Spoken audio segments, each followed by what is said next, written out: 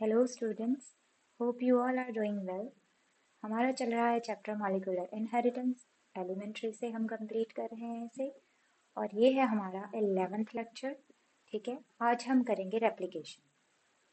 तो रेप्लिकेशन की डेफिनेशन वैसे तो मैंने पिछले चैप्टर में भी करवा दी, तो आप यहाँ से भी कर सकते हैं। ठीक है, तो अभी हम करेंगे। आप लिख लें कहीं, यहाँ पर मैं लिख दे रही हूँ। लिखें, सिंथेसिस ऑफ रेप्लिकेशन क्या होती है? Synthesis of daughter DNA from parent DNA. ठीक है, synthesis of daughter DNA strand यहाँ पर ऐड कर सकते हैं आप, strand from parent DNA strand. ठीक है, और आप ये भी लिख सकते हैं कॉपी ऑफ, है ना, copy of new strand from the template strand. जैसे आपका मन हो आप याद कर लें। और इसमें क्या है, एंजाइम कौन से इन्वॉल्व होते हैं आज हम करेंगे। सभी एंजाइम बहुत ज़्यादा इंपॉर्टेंट है। ठीक है, तो जो एंजाइम है वो डीएनए डिपेंडेंट है। ठीक है, यहाँ पर जो एंजाइम काम करेगा वो डीएनए डिपेंडेंट है। क्यों? क्योंकि हमें यहाँ पर टेम्पलेट चाहिए। टेम्पलेट मतलब एक डीएनए स्ट्रैंड तो चाहिए। वैसे तो दोनों ही करते हैं, है ना। तो हमें टेम्पलेट स्ट्रैंड चाहिए, और दोनों स्ट्रैंड एक्ट करते हैं टेम्पलेट के तौर पे। So the DNA polymerase, DNA dependent polymerase is a main enzyme which take part in replication। ठीक है, यूकैरियोट्स में क्या है, 3 मेन DNA polymerases हैं। ठीक है, जिसमें आप ऐसे लिख सकते हो PK। ठीक है, प्रोकैरियोट्स में कौन सा है, DNA polymerase first, polymerase second, polymerase third. ठीक है, तो ये 3 हैं। फाइन, तो ये प्रोकैरियोट्स में कितने आ रहे हैं हमारे पास भाई, 3 आ रहे हैं। ठीक है, सो जैसे सर्शिया कोलाई प्रोकैरियोट्स है, उसमें अगर हम रेप्लिकेशन करेंगे तो हमारे पास 3 होने चाहिए। DNA polymerase second is least reactive in replication, सबसे कम करता है। फर्स्ट की डिस्कवरी किसने की थी, कॉर्नवर्ग ने की थी। ठीक है, इसे हम कॉर्नवर्ग एंजाइम भी कह देते हैं। और इसमें हम पहले तो इससे प्रूफ रीडिंग करते हैं। जब जब रेप्लिकेशन हो रही है ना, कि अब रेप्लिकेशन सही हो रही है, ये कौन देखता है, तो प्रूफ रीडिंग कौन कर रहा है, डीएनए पॉलीमरेज फर्स्ट। और रिपेयर, अगर कहीं पर कोई गड़बड़ है उसकी रिपेयर कौन कर रहा है, डीएनए पॉलीमरेज फर्स्ट। और जो यूकैरियोट्स होते हैं उसमें क्या होता है, 5 तरह के डीएनए पॉलीमरेज पाए जाते हैं। कौन से, अल्फा, बीटा, गैमा, डेल्टा, ईटा। ठीक है, 3 टाइप के। सो जो अल्फा है वो क्या करता है, इनिशिएशन, मतलब डीएनए रेप्लिकेशन को इनिशिएट करता है। जैसे हम कहते हैं ना कि कोई चीज को स्टार्ट करना हो, जैसे आप क्वेश्चन लिखना स्टार्ट करते हो तो किसी से पूछते हो कि मुझे थोड़ा सा बता दो, बाकी मैं सब एक्सप्लेन कर लूंगा। तो वो क्या है, एक तो वो इनिशिएशन है, स्टार्ट करना। ठीक है, स्टार्ट कौन कर रहा है, यूकैरियोट्स में कौन कर रहा है, अल्फा। ठीक है, DNA polymerase alpha synthesis and synthesise the lagging strand. किसकी स्ट्रैंड में हेल्पफुल करता है, इनिशिएशन, है ना, initiation DNA synthesis by synthesising a lagging strand. ठीक है, आगे हम लैगिंग और लीडिंग स्ट्रैंड पढ़ेंगे। इसके बाद डेल्टा है, सिंथेसिस ऑफ लीडिंग स्ट्रैंड। और ये गैमा है, ये माइटोकॉन्ड्रियल के डीएनए को क्या करता है, सिंथेसाइज करता है।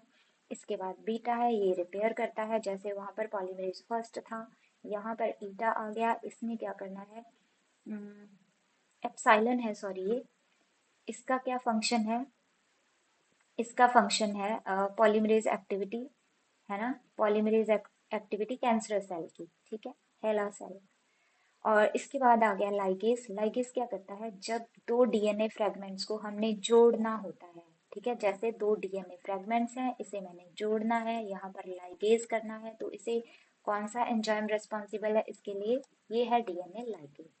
ठीक है, डीएनए लाइगेस। इसके बाद हमारे पास एक और एंजाइम है, डीएनए लाइगेस की जो डिस्कवरी की थी, ये डिस्कवर्ड किया था वो खुराना ने किया था। ठीक है, खुराना। एंड देन हम करेंगे हेलिकेज। हेलिकेज जो जैसे डीएनए है ना, ऐसे जो इसके बीच वाले बॉन्ड है ना, हाइड्रोजन बॉन्ड, उसे वो तोड़ देता है। तो अब मैंने अगर इसके सारे हाइड्रोजन बॉन्ड तोड़ दिए तो ऐसे ही अलग हो जाएगा। ठीक है, तो जो डीएनए को अलग करने का काम करता है, डीएनए के बॉन्ड्स ब्रेक करने को हेल्प करता है हमारा, वो होता है हेलिकेज। ठीक है, it breaks the hydrogen bonds of DNA strand. Primase, primase का क्या फंक्शन है? This enzyme helps in the formation of primer. Primer मतलब स्टार्ट करना। जब हमने डीएनए इनिशिएशन समझे आप ना, जैसे मैंने इनिशिएशन में बताया, यहाँ पर हमने नया स्ट्रैंड अगर स्टार्ट करना है तो हमारे पास एक कोई क्लू होना चाहिए, है ना। स्टार्ट, जैसे हम कहते हैं ना, हर चीज स्टार्ट करनी बड़ी डिफिकल्ट है, तो स्टार्ट करके कौन देता है? प्राइमर। ठीक है, कोई भी डीएनए है, जैसे सपोज करो ऐसे, यहाँ से मैंने हेलिकेज के साथ इसे खोल लिया। अगर यहाँ से ये स्टार्ट हो रही है ना डीएनए रेप्लिकेशन, तो यहाँ पर हमारे पास सबसे पहले प्राइमर होना चाहिए। ठीक है, जो 8 और 9 न्यूक्लियोटाइड ऐड कर देगा।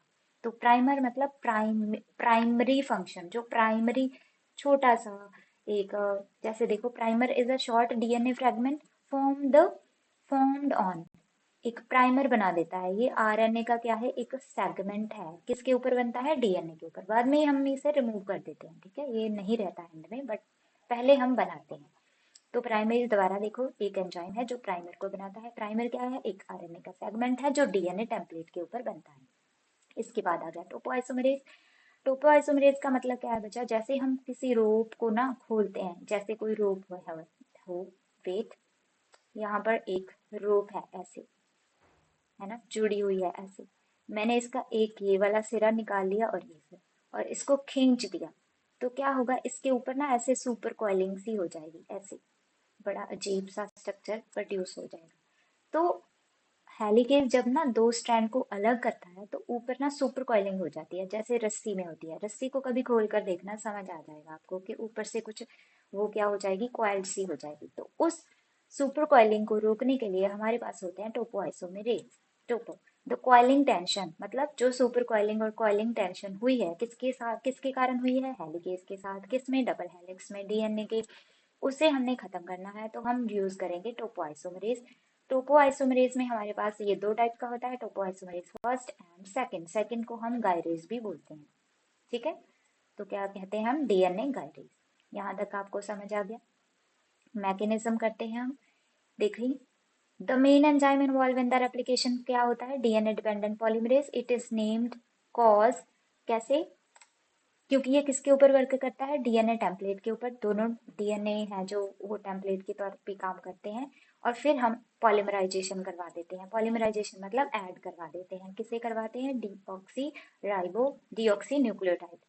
ठीक है, डीऑक्सी न्यूक्लियोटाइड मतलब जो भी हमने ये वाला एक मटेरियल बनाया था ना, phosphate plus base plus nitrogenous, sorry, यहाँ ये नाइट्रोजीनियस बेस लिख देते हैं, यहाँ पर एक शुगर बना देते हैं, शुगर। इन तीनों को मिलाकर हमने जो न्यूक्लियोटाइड बनाया था ना, उसकी पॉलीमराइजेशन करवा रहे हैं।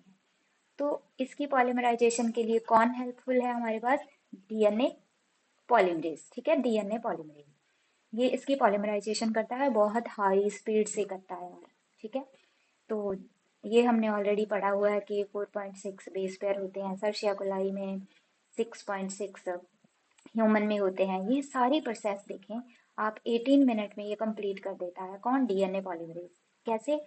ये क्या करता है? इसका एवरेज पॉलीमराइजेशन मतलब ऐड करने का रेट, न्यूक्लियोटाइड को ऐड करने का रेट क्या होता है? 1 सेकंड में 2000 बेस पेयर ऐड कर देता है। देखें आप, ऐसे बनता होगा। ठीक है, ये भी मेरी स्पीड बहुत कम है, इससे भी ज्यादा स्पीड से देखो, 1 सेकंड में 2000, है ना, 2000 बेस पेयर ऐड कर दिए। आप देखो खुद। Any mistake during the replication would be result into the mutation. अगर कोई रिजल्ट, कोई म्यूटेशन हो जाती है, कोई मिस्टेक हो जाती है रेप्लिकेशन दौरान, तो उसे हम एज अ म्यूटेशन लेते हैं। म्यूटेशन का क्या मतलब है? सडन चेंज हो गया जेनेटिक मटेरियल में। ठीक है, ये इसकी डेफिनेशन है। तो ये बहुत एक्सपेंसिव है। एक्सपेंसिव क्यों कह रहे हैं? हमें एटीपी बहुत यूज करने पड़ते हैं। रेप्लिकेशन इन यूकैरियोट्स अकर इन, ये देखें, ये इंपॉर्टेंट है। Replication in eukaryotes occur in nucleus. ठीक है, अब देखो रेप्लिकेशन कहाँ हो रही है? यूकैरियोट्स में, क्योंकि उनके पास न्यूक्लियस हो तो न्यूक्लियस में होगी। प्रोकैरियोट्स के पास न्यूक्लियस नहीं है तो उसमें क्या हो, कहाँ होगी? साइटोप्लाज्म में। बहुत इंपॉर्टेंट है। और ये एस फेज में होती है। ठीक है, एस फेज में होती है, सिंथेटिक फेज, जो आपने बायोमोलिक्यूल में पढ़ा होगा +1 में। ठीक है, यहाँ तक हमने कवर कर लिया। और इसके बाद DNA replication is complex multi step, बहुत ज़्यादा कॉम्प्लेक्स प्रोसेस है। हम आसान ही पढ़ रहे हैं, इतनी भी कॉम्प्लेक्स नहीं है, बट क्योंकि बॉडी में देखो एनर्जी मिल रही है, हमें एनर्जी भी चाहिए उसके लिए, इतने एंजाइम भी काम कर रहे हैं, लेकिन बॉडी में ये कॉम्प्लेक्स प्रोसेस है, मल्टी स्टेप, बहुत सारे स्टेप आ जाते हैं। एंड नंबर ऑफ एंजाइम, जैसे हम बढ़कर आए हैं इतने एंजाइम, और एक प्रोटीन और चाहिए हमें, इसे क्या कहते हैं हम, SSP protein, single strand binding protein, ठीक है। और मेटल आयन चाहिए हमें, जैसे मैग्नीशियम वगैरह, जो पॉलीमरेज को क्या करेंगे, वो उससे कहेंगे कि तुम अच्छे से और फंक्शन करो, ठीक है, फैसिलिटेट करेंगे उसे।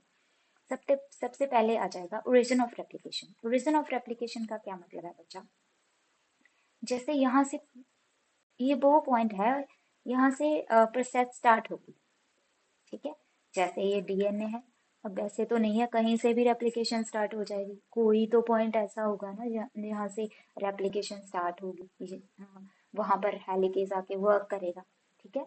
यहाँ पर क्या होगा, हेलिकेज आके वर्क करेगा, जब भी हेलिकेज आके वर्क कर देगा तो क्या होगा, ये दो स्ट्रैंड हो गए अलग, ठीक है। अब ये फिर से एक दूसरे के साथ जुड़ ना जाएं, तो यहाँ पर क्या होगी, single stand protein, single stand binding protein यहाँ पर आके ऐसे लग जाएगी, सो दैट ये जो है फिर से कॉइल ना कर लें, ठीक है। जैसे हमने कहा था ना, ऐसे है, ऐसे, अब हेलिकेज आया तो इन्होंने तोड़ दिया, अब यहाँ पर सिंगल स्टैंड बाइंडिंग प्रोटीन आके ऐड हो जाएगी, सो दैट ये फिर से कॉइल ना कर ले। ऊपर वाली ये वाली टेंशन कौन रिमूव करेगा, टोपोइसोमरेज, ठीक है। ये हमने पढ़ लिया है कि कौन से एंजाइम इन्वॉल्व हैं। चलो आपकी बुक से पढ़ते हैं।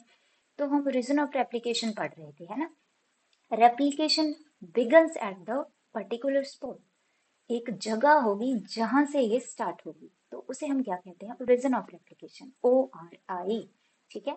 बैक्टीरिया और वायरल डीएनए में ये सिंगल होगी, क्यों, छोटे से ये इनका डीएनए है, एक बार से स्टार्ट हुआ तो सारा कवर कर लेगा, तो इनमें एक ही होगी ओरिजिन, ठीक है, एक ही होगा।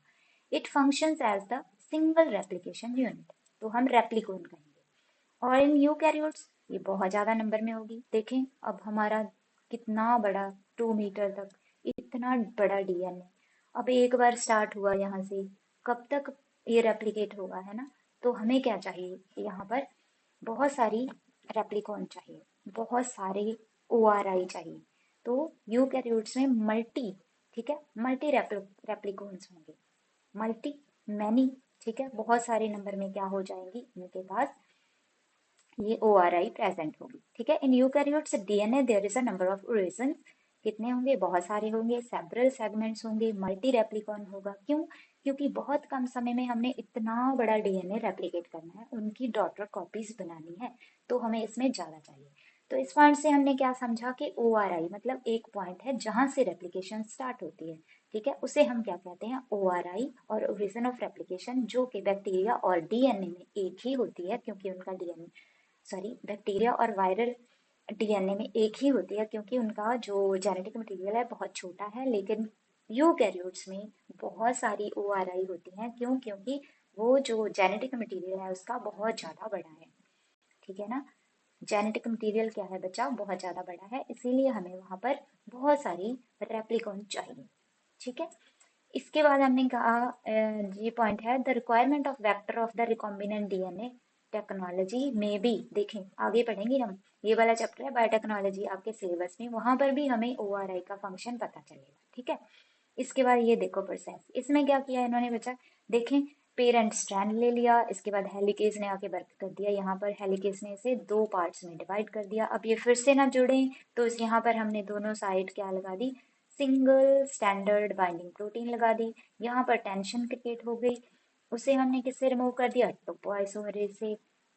यहाँ पर प्राइमेज आया, प्राइमेज ने आकर क्या किया, छोटा सा सेगमेंट RNA का बना दिया, जिसे हमने कहा था प्राइमर। ये फिर से वही बात हो गई कि आप एग्जाम में बैठे हो, आपको सारा कॉन्सेप्ट याद है, लेकिन आप कोई भी चीज स्टार्ट नहीं कर पा रहे, तो अब वैसे तो ये गलत बात है, but it is going on, you all know, ठीक है। तो आप साथ वाले से पूछते हो कि मुझे बस स्टार्टिंग वाला बता दो, फिर मैं आगे कर लूंगा, तो ये प्राइमर वैसे ही है, प्राइमर ने आगे थोड़ा सा बना दिया, फिर क्या होगा, डीएनए पॉलीमरेज आके लग गया, यहाँ पर रेप्लिकेशन स्टार्ट हो गई, ठीक है, यही, ठीक है। और ये स्ट्रैंड बच्चा ऑपोजिट होते हैं, ठीक है।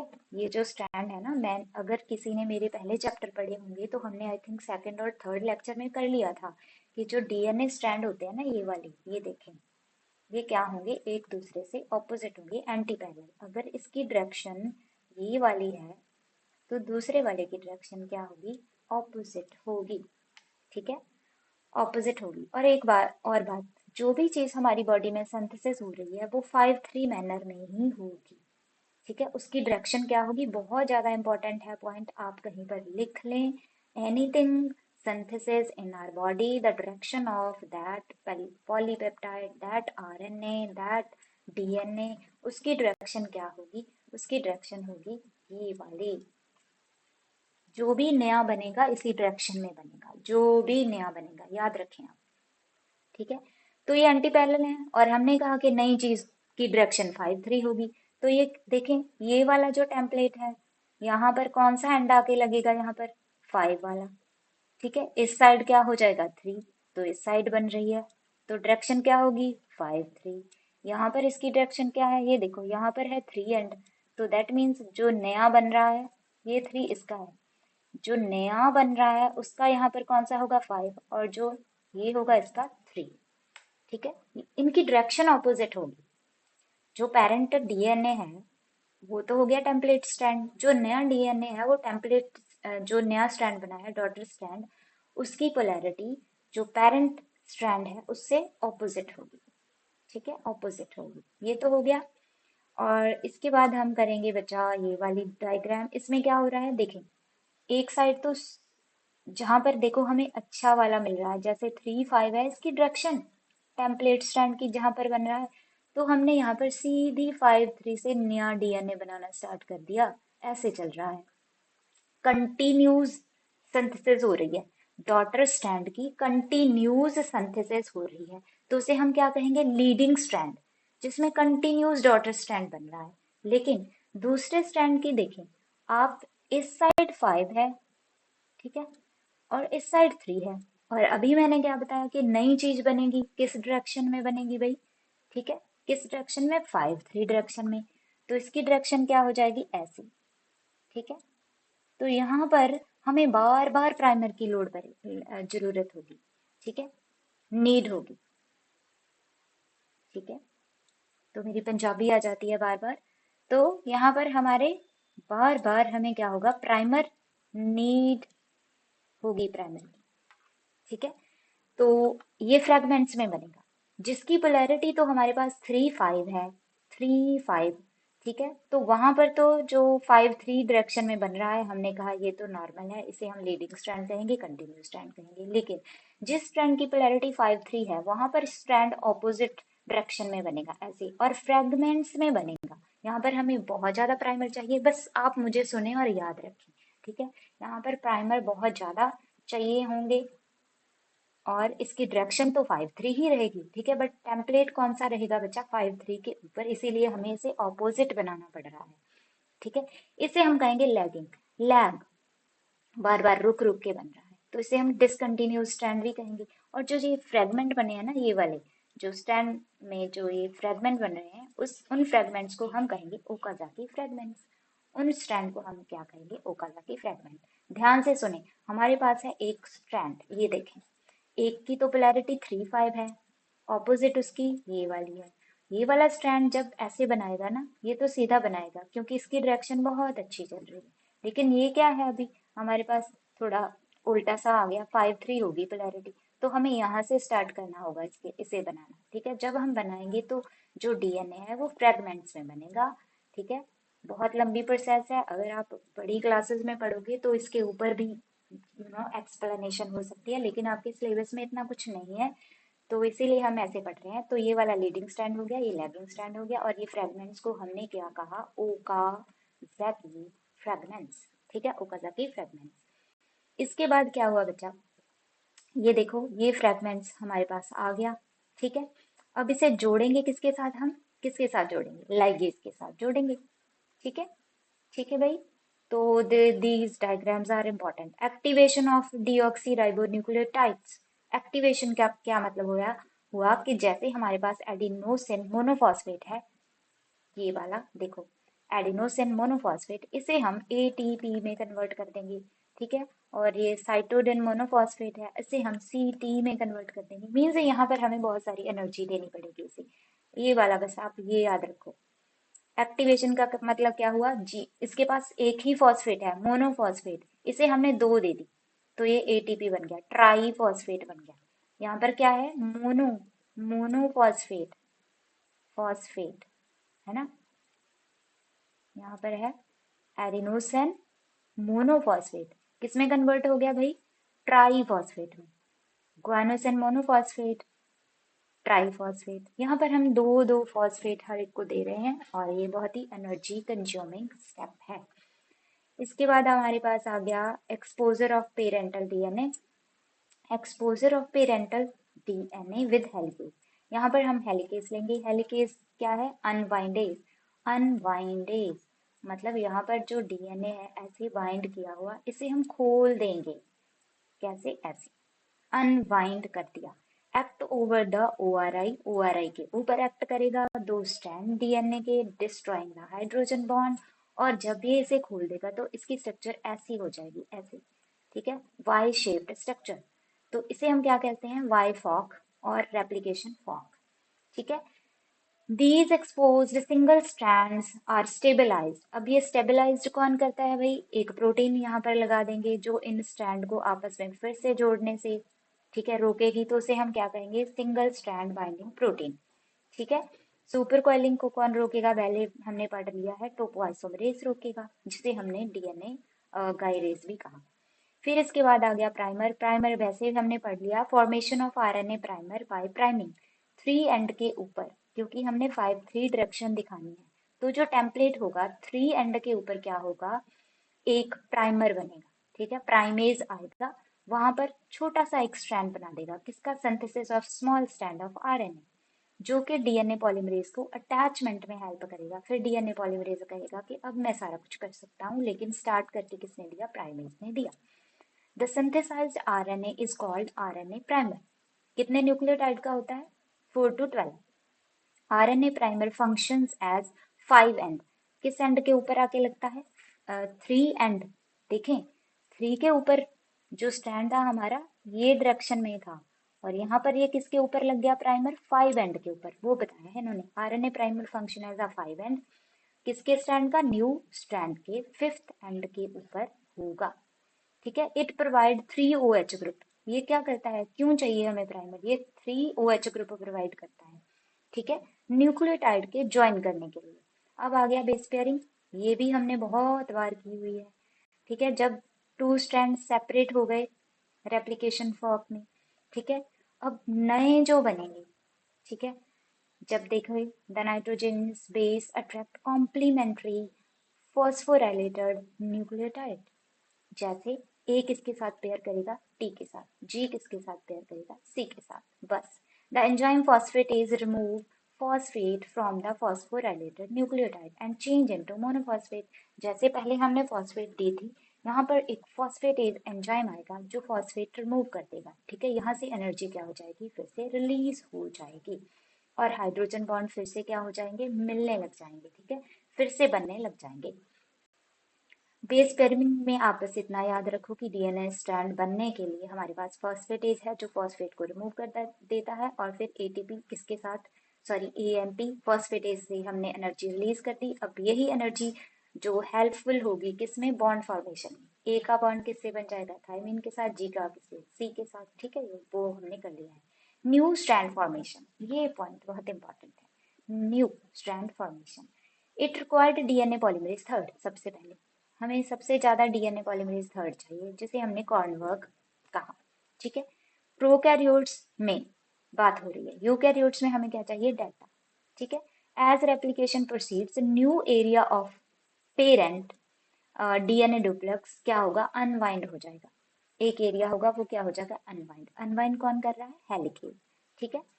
Rapidly from the place of origin towards the other and, जहां से ये ओरिजिनेट हुआ है उस दूसरे साइड को क्या हो जाएगा, ये अनबाइंड हो जाएगा। पॉइंट लिख लें, जैसे भी लिख लें, आपकी मर्जी है, ठीक है। अब स्टैंड सेपरेट हो गए, फिर क्या होगा, सब कुछ जब बन गया तो आरएनए प्राइमर क्या होगा, अब रिमूव कर देंगे हम। देखें ध्यान से, जो प्रोकैरियोट्स में ये थर्ड था और यूकैरियोट्स में ये डेल्टा है, ये बन मतलब हमारा न्यू स्ट्रैंड बन गया। ठीक है, नया स्ट्रैंड क्या हो गया, बन गया। अब हेलिकेज ने जो सेपरेट किया था, देखें, the replication proceed, new areas of parent sorry parent DNA duplex unbind and separate so the replication proceed। Helicase ने वहां पर क्या किया, उनको अलग कर दिया, रेप्लिकेशन प्रोसीड हो गई।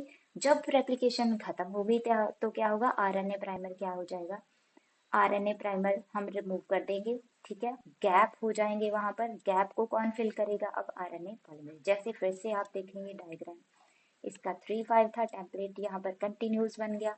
इसका क्योंकि 5 3 है तो यहाँ से स्टार्ट होगी प्रोसेस। यहाँ पर कुछ प्राइमर लगे हुए थे पहले ऐसे।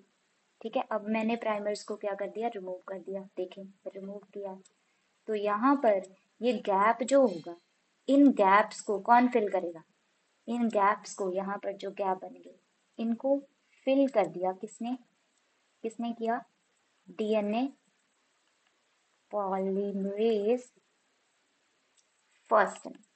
ठीक है, फर्स्ट ने। अब यहाँ पर देखें सेगमेंट से रह गए। ठीक है, अब सेगमेंट्स को कौन एक दूसरे के साथ जोड़ेगा बच्चा, यहाँ पर आ जाएगा लाइगेज, यहाँ पर आ जाएगा कौन सा एंजाइम, लाइगेज एंजाइम। ठीक है, अब आपकी बुक से पढ़ेंगे हम फिर से। अब इन्होंने क्या कहा, देखें, जो इन्होंने कहा कि प्राइमर हमने रिमूव कर दिया, कॉम्प्लीमेंट्री स्ट्रैंड जब जब हमने ये रिमूव किया तो वहां पर जो गैप फिलिंग होगी वो कौन करेगा, RNA polymerase. First two strand of the DNA run anti parallel, मतलब एक की डायरेक्शन अलग है, दूसरे की डायरेक्शन ऑपोजिट है। Two template provide different end of the replication. ठीक है, एक साइड ये इस साइड को जा रहा है, वो दूसरी साइड को जा रहा है, दोनों के एंड डिफरेंट होंगे। ठीक है, replication over the two template दस प्रोसीड ऑपोजिट डायरेक्शन। ठीक है, नए दोनों जो बने हैं ऑपोजिट डायरेक्शन बने हैं। The formation of new strand always, ये देखें, ये मैंने आपको ऑलरेडी बता दिया है, कुछ भी नया बनेगा उसकी डायरेक्शन क्या होगी, 5 3। इसीलिए तो वो दोनों ऑपोजिट चल रहे हैं, इसीलिए तो ऑक्लर के फ्रेगमेंट्स बन रहे हैं, क्योंकि ये ऑपोजिट है। ठीक है, तो 5 3 डायरेक्शन में ही बनेगा सब कुछ। वन स्ट्रैंड विद पोलैरिटी 3 5, एक स्ट्रैंड जो नया बना है उसकी पोलैरिटी, सॉरी जो पेरेंट स्ट्रैंड है जिसकी पोलैरिटी क्या है 3 5, उसे तो हम कंटिन्यूस स्ट्रैंड कहेंगे। दूसरा है जो लीडिंग स्ट्रैंड, उसकी पोलैरिटी क्या होगी बच्चा, 5 3, कंटिन्यूस होगा, है ना, लीडिंग स्ट्रैंड सॉरी 3 5, और जो डिसकंटिन्यूस होगा उसका क्या होगा, 5 3। ध्यान रखना, दोबारा सुन लो, ये जो 3 5 वाला है ना स्ट्रैंड, डायरेक्शन मैटर करती है। मैं अभी डायरेक्शन इधर दिखा रही हूँ, आपकी बुक में ऐसे दिखाई हुई है 5 3। ठीक है, अब मैं इस साइड को जा रही हूँ तो 3 5 है, ये कौन सा है, कंटिन्यूस स्ट्रैंड। जो नया बना है यहाँ पर 5 3 वाला, ये कौन सा है, डिसकंटिन्यूस। ठीक है, डिसकंटिन्यूस। बुक से एक बार फिर से पढ़ लेना, जो लीडिंग स्ट्रैंड है उसकी पोलैरिटी क्या होगी 3 5, और जो लैगिंग स्ट्रैंड है उसकी पोलैरिटी क्या होगी 5 3। और उसमें कुछ फ्रेगमेंट्स होंगे, जो फ्रेगमेंट है उन्हें हम कहते हैं ओकाजाकी फ्रेगमेंट्स। ओकाजाकी फ्रेगमेंट को हम रिजी ओकाजाकी ने क्योंकि इसे डिस्कवर किया था तो इसका नाम ओकाजाकी के ऊपर पड़ गया। ठीक है, और इन फ्रेगमेंट्स को जोड़ता कौन है, लाइगेज। ठीक है, लाइगेज। तो ये स्ट्रैंड क्योंकि लैग में टूट टूट कर बन रहा है, रुक रुक कर बन रहा है, तो इसे हम कहते हैं लैगिंग स्ट्रैंड। ठीक है, लैगिंग स्ट्रैंड।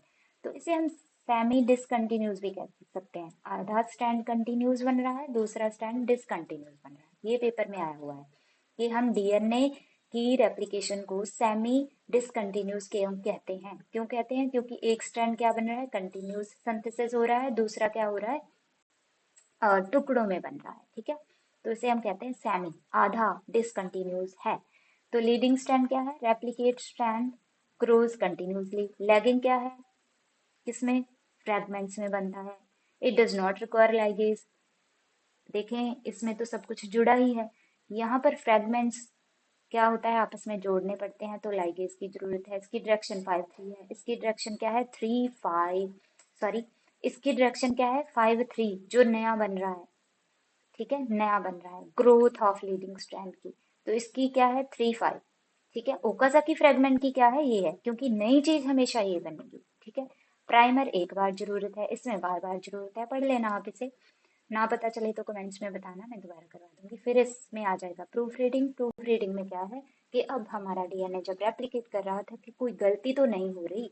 ठीक है, कुछ गलत तो इंसर्ट नहीं हो रहा, ए के साथ जी तो नहीं लग रहा। अगर लग रहा है तो इसे रिमूव करके यहाँ पर टी लगानी होगी।